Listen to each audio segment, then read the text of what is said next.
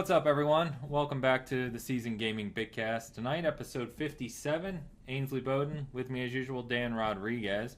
You might notice Bert's not here. He actually said he liked last night's Game of Thrones, and so we've kicked him off the show, and we're going to move on as a duo going forward. So no more nonsense around here for you guys. As it should be. So let's get started. Last week we recorded just before State of Play. So I know it's kind of a little old news now because it's been discussed, but I figured we could give our quick thoughts on it. So State of Play, it was a solid, packed, 10 minutes long. 10 minutes. We saw, let's see, the biggest things we saw were Predator, which is going to be first party apparently because made by Sony Interactive Studios.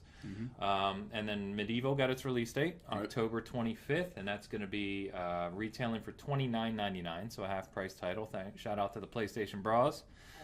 And then Final Fantasy VII was the big news. We got to see it again, but really there's no news for it. Just seeing it again. So, I don't know. What do you think? I'm pretty hyped for Predator, I think. I know that it was done by the same devs that did Friday the 13th. Ilphonic. Ilphonic Studios. A game which I bought to play with some friends who never ever played with me.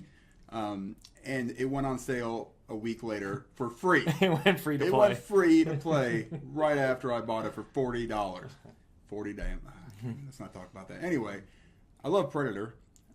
If they do it right, I mean, it looked pretty good. A lot of people thought it was like a new SOCOM. And I was like, man, people and got for a second, pumped. I was like, whoa, State of Play, turn it up. But it wasn't. It was Predator. And I don't care. I'm still pumped for it. The problem is I just, I think Friday the 13th might have done better than something like what was the other one, Evolve or... That's what I was going to reference, Evolve, yeah. It's a little bit kind of the same vein as far as what the game is, I guess, going to be like. But with a known, product, with Predator, it might take off. Like a known IP, yeah. Right, yeah. Medieval, I don't know if I ever played that game. I think I did. It looks kind of cool. In Final Fantasy VII, I'm not sure why it's episodic. Probably because it's taking so long to actually do. So by 2025, maybe we get to play the whole thing. It looks cool. PS6. Yeah, the PS6 will have it. I think it looks pretty cool. I'll go back and play it if it's done well. So I know a lot of people got mad at one of the voices for one of the characters. Yeah, but not Barrick, is it? It's something like that. Yeah, Barrick? Yeah. I can't remember. I don't know why. I don't know. Just stop. If a game comes out at this point, just be happy. The game's like 25 years old. It is pretty old. Some of the voice actors may not be the same. That might be true. Yeah. So Predator's a weird one because it felt like that whole 4v1 gameplay development came in and disappeared really quickly. Evolve failed pretty badly for Valve. Valve? No, I don't know. No, Valve didn't make Evolve. What am I talking about? Well, Turtle Rock. It sounds like Evolve.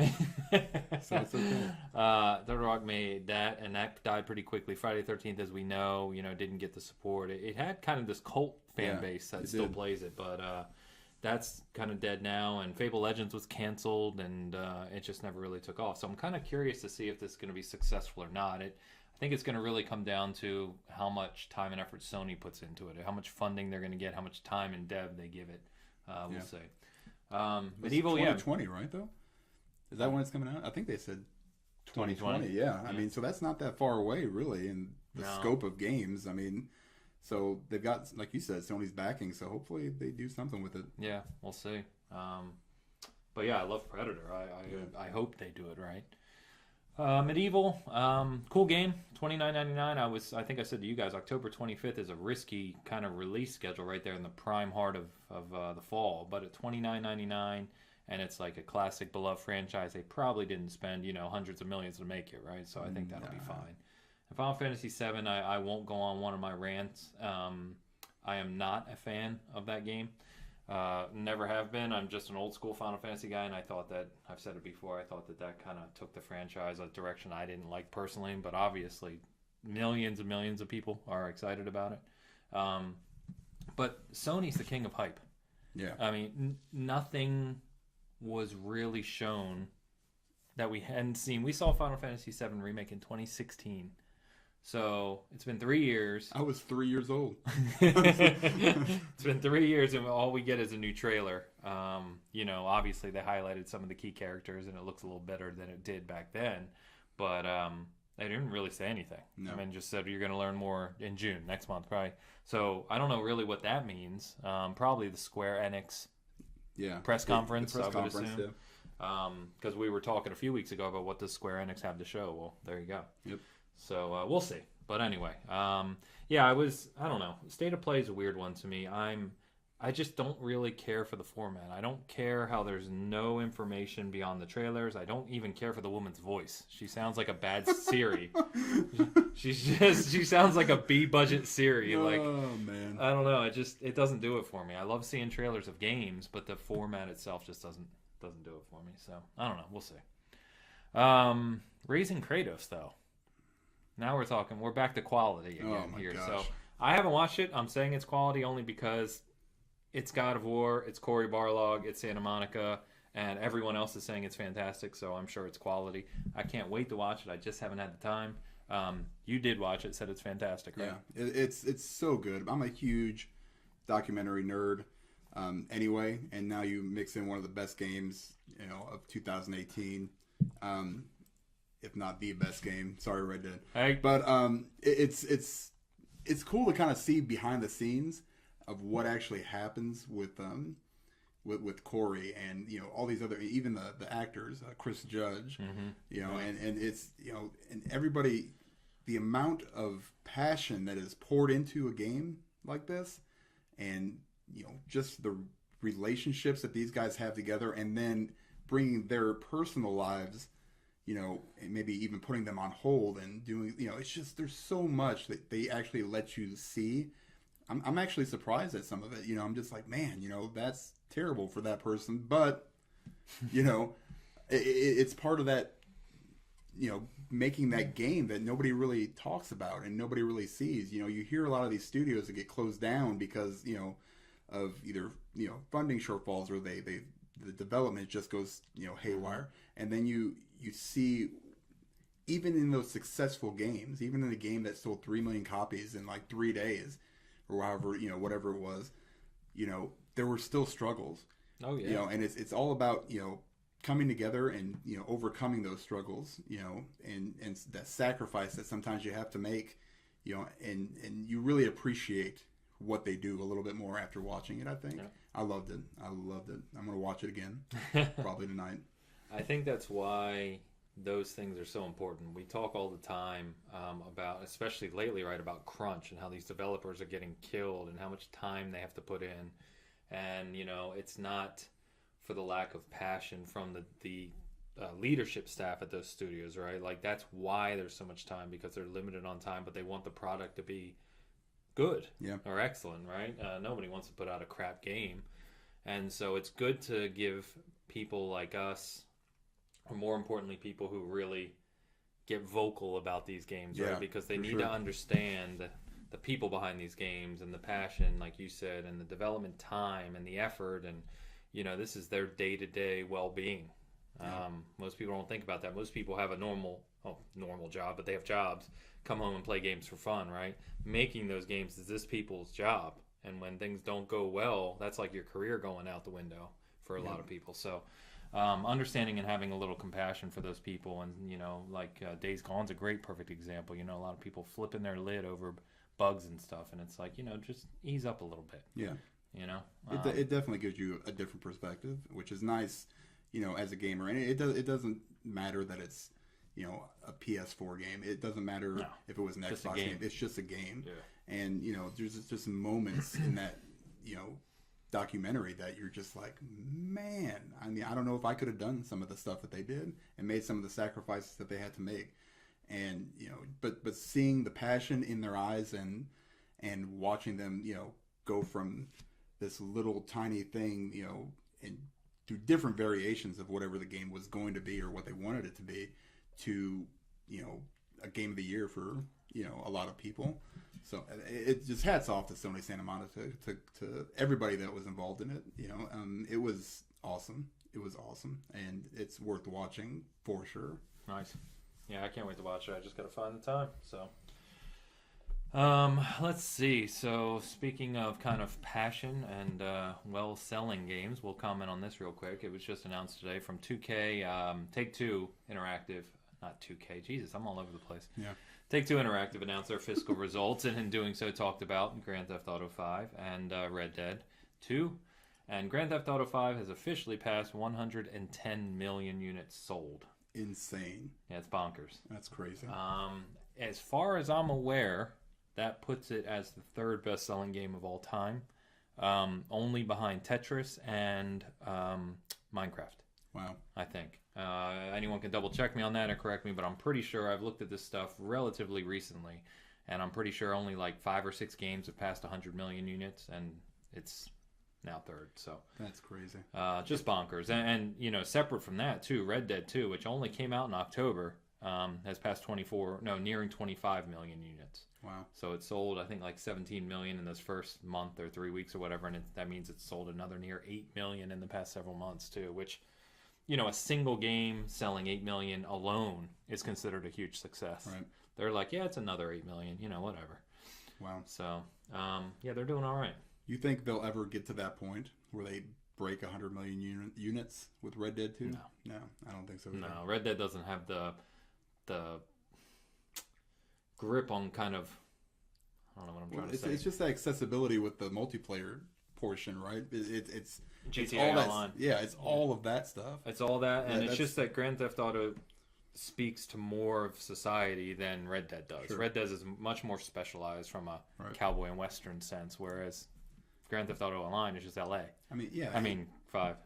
It's still on top of sales charts in certain places. You know, that's what boggles my mind. I mean, even like 6 months ago, I think it was number one selling game. I think in maybe the UK or somewhere.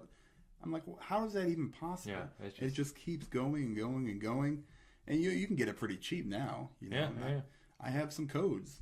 Hit me up on Twitter, guys. I think I got a code for it somewhere. I have it in the wrapper over there.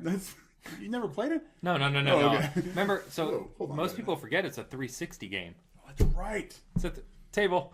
Damn it. It's a 360 PS3 game. So I played the hell out of it on 360 when it released. And then, remember, it was $60 when they re-released it for the X1 and PS4. And I was like, oh, I've already beat the hell out of it. I'll wait. Mm-hmm. And so I picked it up when it was like $25, but I haven't gone back to it. Nice. I forgot about that. Yeah. So, yeah, that shows you how long it's been on sale. It's been 6 years. Came out 6 years ago, 2013. So still going. Anyway, yeah, I mean, hopefully, I would think in the next year we'll hear about Grand Theft Auto 6. I would think at least the plans, you know. Yeah. Which could be great timing, right? Because if we get Grand Theft Auto 6 out of the gate on the new consoles, you think we'll hear anything about it at E3? No. Yeah. They don't do it. Rockstar doesn't give a shit about E3. Rockstar is like their own. They do their own thing. Yeah, that's true. When they say, hey, you know, March 1st, we're going to release news on Grand Theft Auto 6, everyone comes running. Yeah. They don't need, yeah. They don't need E3. No, they don't. Not one bit. So, yeah, Rockstar plays by their own rules. So, anyway. Bad boys again. All right. Gears of War 5. So, just today, in Taiwan, a retailer ratings board basically leaked release date and supposed cover art, which apparently I'm getting flack for posting now. You suck. I'm terrible. So basically, the cover art came out, which I wasn't a big fan of, so I happened to post it on Twitter and say, you know, if this is real, it's not confirmed yet from Coalition. We'll see. But regardless, the release date is stated as September 10th. And so that does kind of line up. That's about where Gears will land. Usually it's September or October. And September 10th is a Tuesday. And what Microsoft has been doing with their major games, similar to some of the other studios like EA and whatnot, is if you buy, they may do like an Ultimate Edition where you can play it on that Friday before, you know, early, which of course I'll be there. Yep. Probably be there before that if I can. Yeah. So I don't know. I think this is good. I think it's really interesting though, because for people like us, you're not a huge Gears fan, but Borderlands 3 is coming September 13th, the same week, which is one crazy for fans of both like me, but I actually like it. People are like, well, how are you going to find time to play both? But that's the best thing. Now I can take 1 week off of work and play both. I don't have to pick. You know, it's like if they man. were 3 weeks apart, it'd be like, all right, which one do I want to take off of work for? Now I can play them both all week. So do they know at work? Like, do they look? Oh, they know. Well, he's off for this week. Let's see what's releasing. Oh, They do. Gears. Yeah. My employees will come to me. They're like, "Is this a gaming week?" And I'll be like, "Yes, sir. Yep. I'll be available if you need me, but don't call me." Yeah. Nope. Oh man. No, I mean, I'm excited. I played the single player Gears, but I'm more excited, obviously, for Borderlands 3. So while I'll probably pick it up and play, I got like 3 days, and then that's it. Because after that, Borderlands 3 is gonna just murder my time. It's gonna be insane, man. Well, Gears is Game Pass anyway. That's right. I don't have to buy it. I don't even have to buy it. Oh, I wanted to hit this table so hard, but I'm not going to. Game Pass. Game Pass. Or Gosh. as Bra says, Game Ass. Game Ass. Or Van. Yeah, it was Van. Hashtag. Not to say it's bad. We all love Game Pass. Love it. But yeah, I mean, that's perfect, right? For anyone who... this will be, mark my words, this will be the biggest Gears game release since 3 and probably ever. The funding from the Coalition for this game. This is 3 years of the development. They have huge funding for this game. Their studio's over 400 employees now. This is going to be a monster game. Yeah. I think this will be the game.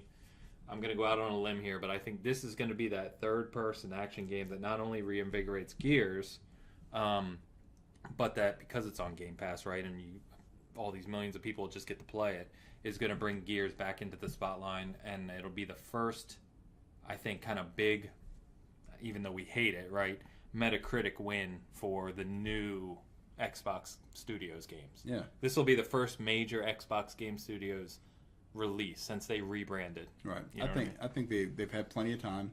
I think they know, they're already planning tournaments, right? For like TBS and so Gears Pro Leagues. I mean, it's not big. It's not like Overwatch, right? But I mean, it is an ongoing thing. Right. And so they've already got, contracts with them to, bring that onto TV. The week after E3. That's crazy. Next month. Yeah, and then you add in, a couple months later, you add in, Gears 5, and I mean they're ready for it. They're really, putting a lot of their eggs in this basket. So this is their big one for the fall. For sure. It might be for the year. I mean, really. Well, it will be their biggest for the year. Yeah. And I'm interested to see how, this will be a really good test for Game Pass as far as like how much it sells as compared to people playing it on, the on Game Pass. Not that it matters. Doesn't matter to Microsoft. You're paying. Nope, you're paying something. And I'm fine with it. Just the fact. I mean, that you brought it. That it's on Game Pass. I totally. Most of us forget that because you think of it as like this major release, and it's like, oh shit, am I going to buy that and have time before Borderlands? Doesn't matter. Nope, doesn't matter. You already got it. Yep. So, yeah, it's good stuff. I'm looking forward to a whole bunch of Game Pass people jumping into multiplayer because I'm going to give the shit out of all of them. Oh, man, I'm not going to play one bit. Or I'll be his meat shield. So, that's how that'll go. They actually have those at Gears, You can kill someone and pick them up, and you carry them in front of you like this, and they take shots for you. Oh, fantastic. That'll be me. Yep. All right, so we've got this game's been talked about for a while now. It's been in kind of early access and beta. Feedback on it from what I've read has been generally positive, is Dauntless. So we were talking about this one last year. A formal kind of 1.0 release was announced for May 21st. So next week, as you're listening to this. On Xbox One, PlayStation 4, and PC on the Epic Game Store. Yep. They've done it again.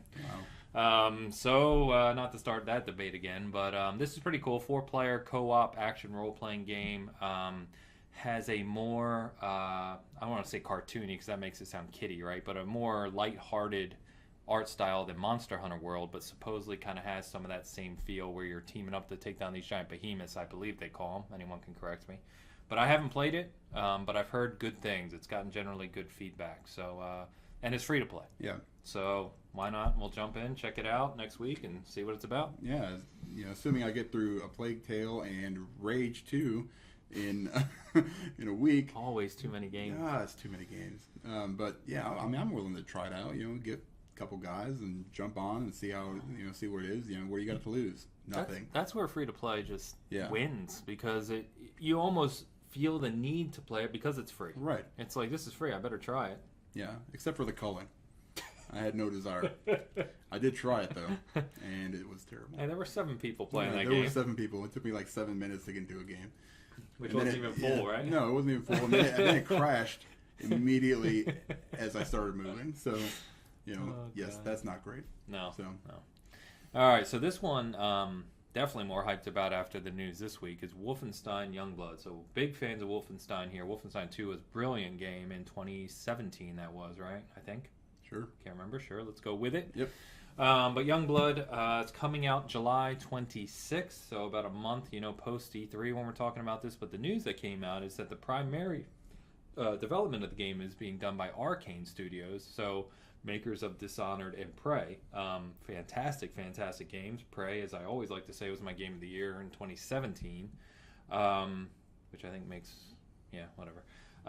But we've been wondering what Arcane's been working on, and it turns out we knew they were helping with this, but apparently they've done the majority of the development, and because of that, this game, unlike the prior Wolfensteins, which are more of a linear shooter, this game will have an open-ended level design along the lines of Dishonored and Prey. So, fantastic news here, in my opinion. Yeah, well, me too. I mean, let's see. You've got Wolfenstein 2. How do you make it better? I'll make it just like Dishonored, and Prey. From a level design standpoint. Yeah, that's perfect, man. I mean, it's because Wolfenstein, the second, Wolfenstein 2, it was fun to play. While it was trying to be serious, it was still a little bit lighthearted and super weird. But I love Dishonored and Dishonored 2 and Path of the Outsider and Prey and those kind of games where it's got that, like you said, open-ended level design. Maybe use some stealth tactics. Be able to choose your path. That's like the biggest thing. You can go. I played through Dishonored I think twice just so I can play it a whole different way. Some of those games, they're that good. They're that much fun for me. But yeah, I'm super pumped now. I mean, I was gonna get it anyway, but it was. This just makes me. This is gonna be one of those things where I'm probably gonna be playing it as soon as it comes out, as opposed to waiting. So. Yep, me too. So can't wait for that one. Couple kind of things that have been quoted or thought. We won't say rumors, what have you, but developer from Infinity Ward was playing a live stream earlier this week and happened to comment during it that some of the ex-Naughty Dog devs that are now at Infinity Ward are helping with the Modern Warfare 4 story. In fact, he said the new campaign story, but it's Modern Warfare 4, right? So the rumor for a while now has been that they're going back to a full campaign for this in Modern Warfare style. Call of Duty fans will know right away there's a certain few campaigns that stick out in the history of Modern Warfare. Of course, in Call of Duty, and two of those are Modern Warfare 1 and Modern Warfare 2, considered some of the best campaigns ever, along with maybe Black Ops 1 and a few others. So this is pretty exciting. It's got people kind of reeling since hearing this. Even though it was a small quote, it could mean a lot, because the last campaign that Infinity Ward did was Infinite Warfare, and while the multiplayer really wasn't that popular, the campaign in that game was actually fantastic. Mr. Jon Snow, by the way, was the antagonist. So anyway, this is exciting to me. I say every year, not a big Call of Duty fan. Somehow I get talked into buying it every year, like probably 8 million other people. But Infinity Ward, I think I'm in the minority, but I like Infinity Ward's Call of Duty better than Treyarch and Sledgehammer. Something about the way they make the game I like better. So if it has a good story campaign and they revise multiplayer to go back to more of a core Modern Warfare multiplayer, then I'm in on this one. Yeah, that was the first game really that I got into multiplayer gaming was Modern Warfare, and the campaign was awesome. It was fantastic. Modern Warfare 2 also really, really good, and it was a nice continuation of the story, if I remember correctly. But it's just so. This is good. So Naughty Dog, brings that high caliber. So we'll see what they do with the story, but I'm gonna buy it again for some reason. Bought Black Ops 4, never played it. You never played it? I mean, well, the one time we did it for Backseat Gaming. Yeah. Well, but you played that here. That was my copy. That was it. Yep. Bought it mostly for game share for my kids. So it's just, is what it is. Yeah. So. All right. Well, so we'll see. I think we'll hear about that at E3, of course, too. Rumor is as we've talked about, with Xbox being the primary kind of, with Sony not being there, companies like Activision and Infinity Ward want to show the game off. We'll probably see this on the Xbox stage, Whether or not they have marketing rights is kind of weird, though, because PlayStation has had the marketing rights for Call of Duty for the past few years. So we'll see what happens there. The other thing is that EA Access is coming to PlayStation 4, so good news here. Hard to believe that if you remember the whole debacle with Sony and saying it's not good value for our customers, EA Access, when that was originally launched. You remember that? Yeah. That was 5 years ago. Jeez. So EA Access has been on Xbox for 5 years now, since 2014. But now, at least, it's coming to PlayStation 4. The only thing that'll be different here is they haven't really talked about all those backwards compatible games you can play on the Xbox side, right? Like all the 360 titles, Dead Space, and all those others. Obviously, those aren't going to be playable on the PS4. However, in the trailer, it did show FIFA 19 and Battlefield 5. So, rumor, of course, is they should be like for like between Xbox and PS4 on the modern games.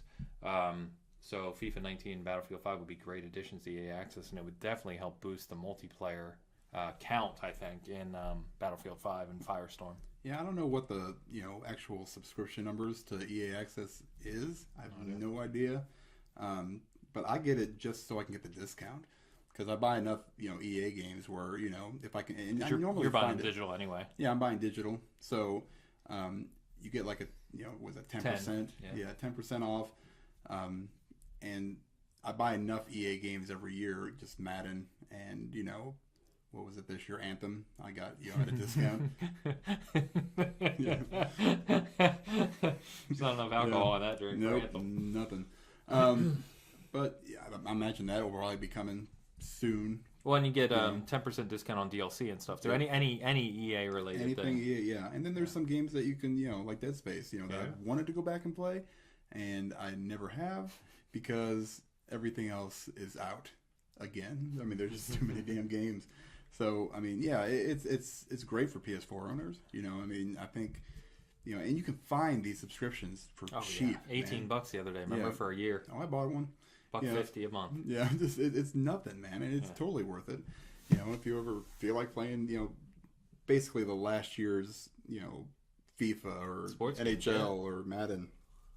If you can just wait it just a little bit, usually 6 months, and it's on there. So, and if Battlefield 5's coming to it, jeez. And Battlefield 1's on there too. Battlefield 1's on there, yep, and all the stuff with it too. I mean, it's definitely a good value for $30, but you can probably find it for $10 less. So. Yeah, don't buy it directly online. Yeah. If for those on PS4 buying it new, look for the cards online. You'll find them cheaper.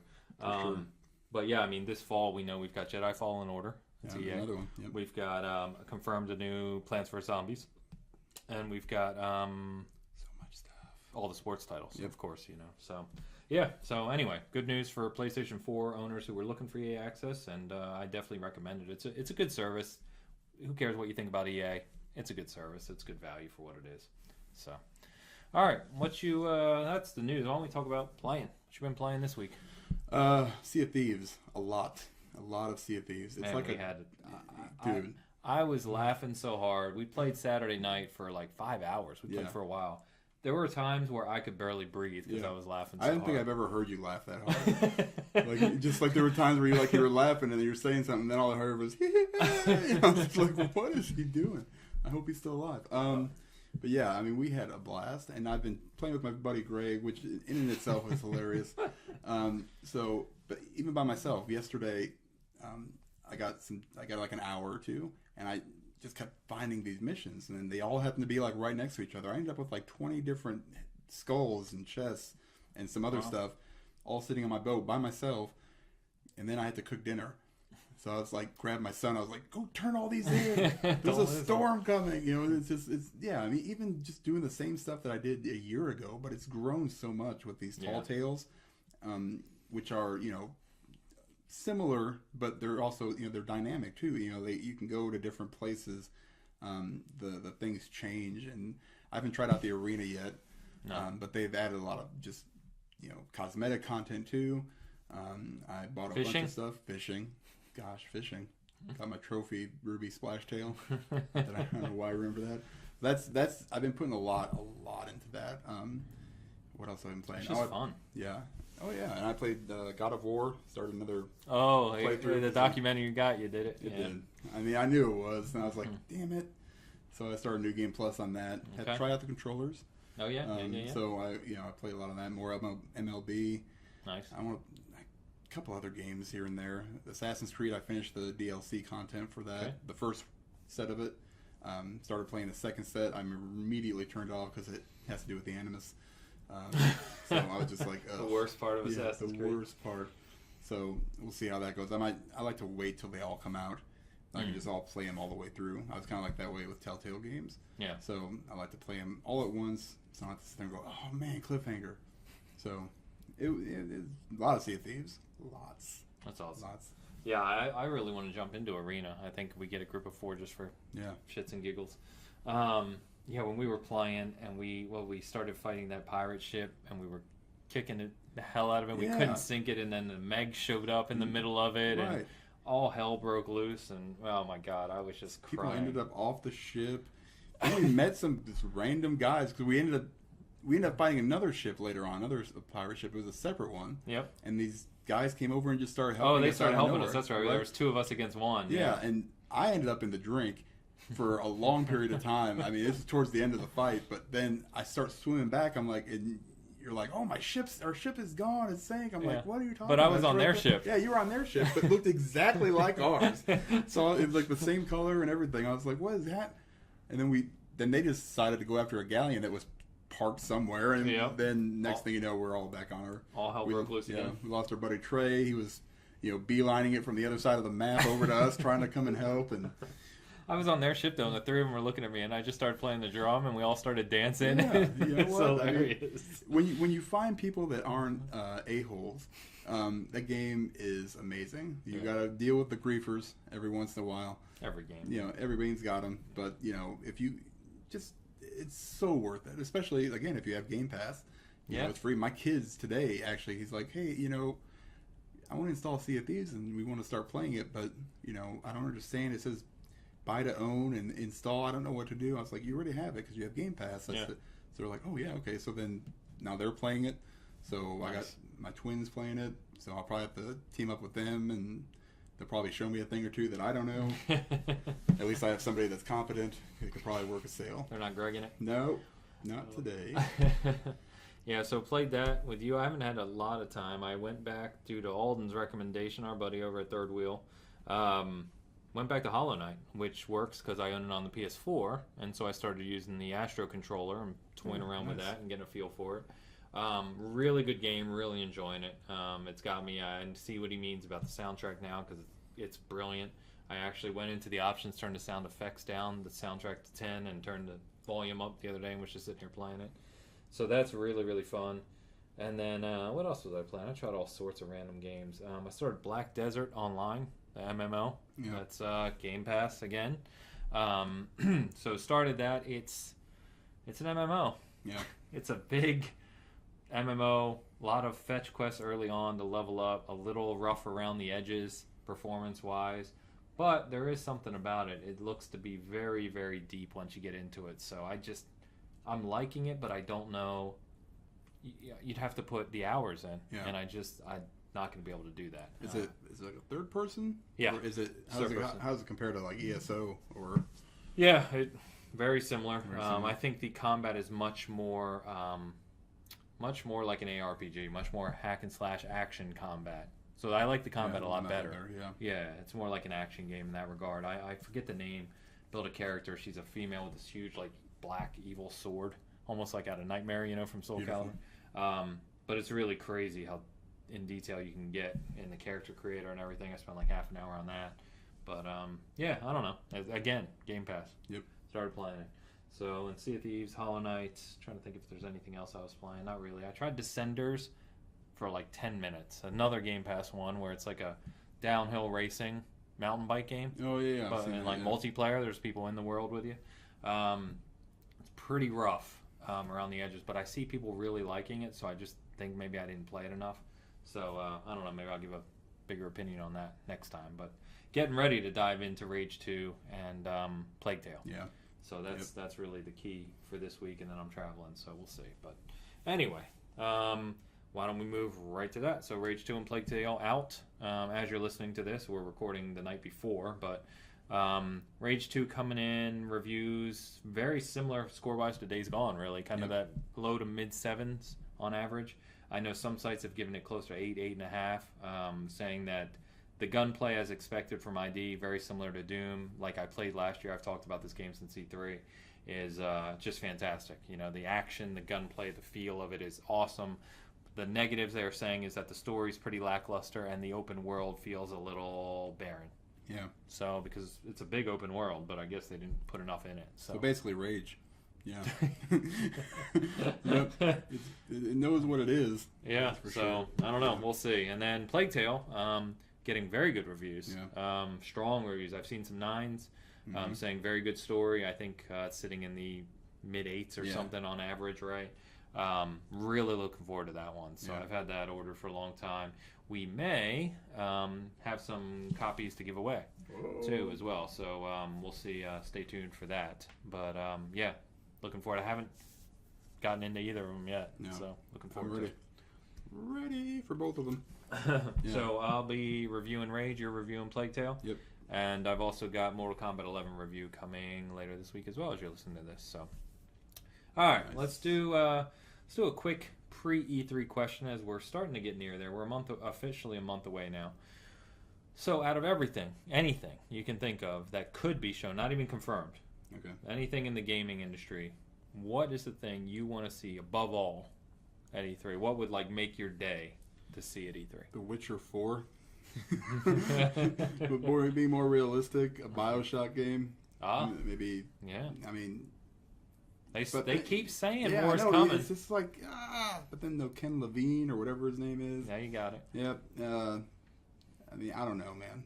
But more Cyberpunk would be nice. That's probably more likely to happen. Yes, that's a guarantee. They already said it's going to be there. So. I would love to see the new Xbox hardware if they at least say something about it. It'll be there. Then, I mean, just more games. I think I said that before. We just, not that I need more games or any of us need more games. We need something, we need more time. So if you guys can somehow create a time machine to give us infinite time to play all these awesome games that you have coming out, that would be awesome. That's actually PS5 secret sauce. That is the secret sauce. Is that when you're playing it, time moves at a quarter speed, so you have 4 times as much time to play. Right. What he didn't talk about was the flux capacitor built into the PS5, which is awesome. I mean, we're getting to that point now, guys. That'd be amazing. They just come out. So while you're playing, you get 4 times as much time, as long as you have the controller in your hands. Yes, time slows down. They just but won. The gameplay does not. Yeah. But yeah, I mean, I like the bigger. I mean, I don't like the bigger games because they take too much time, but I do like the bigger games because usually the better games. I mean, you for me anyway. The most memorable to me, I would say. For sure. The more time I invest in a game, that's, I always value stuff by how much time I got out of it, as well as, how good it is, I guess. But the more time I put into it, usually I'm enjoying it more. Except for Metal Gear Solid 5. I still can't explain it, how I have 300 hours in that game. I'm guessing it's mostly stealth and me leaving my controller to go do other stuff. So I have no idea. But I'm just excited for the whole E3. I mean, that's my favorite time of the year, just watching all this stuff no doubt. Come out and, surprises. That's what I like the best, is those ones where you're like, whoa, didn't see that coming. Like last year with Cyberpunk. Yeah. No idea. That was awesome. I was like, whoa, what in the hell is this stuff? And then, not too much longer. Maybe a few months after that, we got that 45-minute gameplay. No. Yeah, well, it officially released. Yeah. So that was shown at E3. That was shown at E3, but behind closed doors. Yeah. Right. Yeah. And it was awesome. Yeah. Awesome. I'm so pumped for that game. I couldn't get into it last year. I tried. I couldn't get in because I missed my reservation time. And then people were walking around E3 with they gave away that Cyberpunk statue, the girl with the razor arms, statue like that big, and I saw people carrying them. I actually walked up to a couple of people and said, "Hey, do you want to sell that?" And no one would sell it to me. And then I looked on eBay the next week; they're going for about $600-700, just a free statue they got. That might be worth it. It's pretty damn cool. So anyway. Yeah, I agree. I know we're going to see Cyberpunk, so that's probably the thing I'm most excited for. That and Halo Infinite for me, of course. But your point's valid. I would love to see a surprise, something we completely don't expect. Right. BioShock would be right up there, top among them, as well as any returning IPs that I really, really crave. Banjo Kazooie, I'm dying to hear something about a new Banjo Kazooie. I remind everyone that the IP was renewed in November. So I just hope something's coming, and that's just not nonsense. How many Banjo games do they have? There's like three or four of them, right? Yeah, okay. Yeah, there's 1 and 2, and then there's Nuts and Bolts. And Nuts and Bolts was not really like a part 3. It was different. It was like a partial platformer, partial crafting game. I think that's the one I played. I remember playing that. It's where you could build your cars and stuff. Vehicles, yeah. That was one of the first games I played with my kids. One of the first games they played was Nuts and Bolts. It's a good game. Yeah, it's actually pretty fun. Yeah, it's a good game. Got rated well. It's just not. It's not Banjo Kazooie. It's not the 3D platformer that made them famous. Right. The original is timeless. But anyway. So yeah, I don't know. Stay tuned. Like I said, as we get back on track with the 3 of us, we will we'll have a full E3 breakdown in the coming weeks. But I just thought it'd be cool to talk about most anticipated Witcher news. I don't think we're gonna get. I would love it, of course, but maybe they'll pop in like the Netflix stuff. I'll take that. Maybe they'll just that's confirmed to be launching this year. That's That's coming, and it's gonna be better than Game of Thrones. I'll tell you that right now. I have no idea what's gonna happen with that. If there was anybody else other than Henry Cavill, then have you see the picture of him? Gosh, you don't like it? I mean, with the beard, yes, it's pretty nice. Without the beard, I want to punch him, and I feel like I could take him. So, he's a pretty strong dude. Yeah, listen, he's not Superman. No, he's not Superman. He's not Superman. No, bring it, Cavill. I'm in Olathe, Kansas. Yeah, the good thing about that is that the writers of the show. Sapkowski is a consultant on the show, so he's helping. But they're going directly from the books, all the source material. Nice. And it's just set up to be a really big win. Yeah, so. you know who did that too? Game of Thrones.